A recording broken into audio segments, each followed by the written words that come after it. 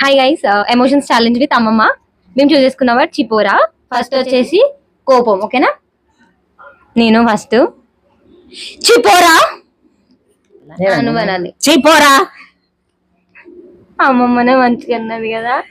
Okay, next బాధ. చిపోరా అలా చెప్పాలి. చిపోరా. నెక్స్ట్ హాస్యం అన్నమాట, నవ్వు. చిపోరా చిపోరా అన్నదే నవ్వుకుంటే చెప్పాలి. నవ్వినా ఏ అదేమో చిపోరా అన్నట్టనే. ఇంకొకటి సరసం అన్నమాట. ఇప్పుడు చిపోరా చిపోరా